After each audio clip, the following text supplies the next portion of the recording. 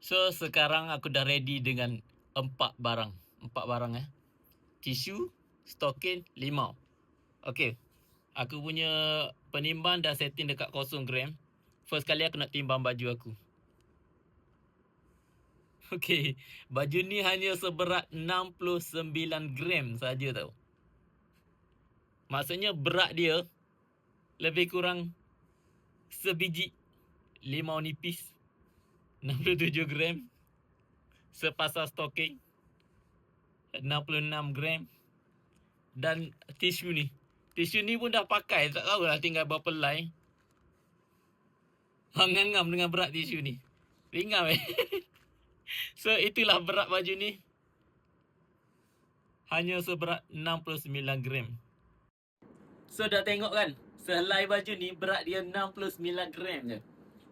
Baju yang paling selesa aku pakai sebelum ni pun paling-paling 90 gram, 99 gram tau.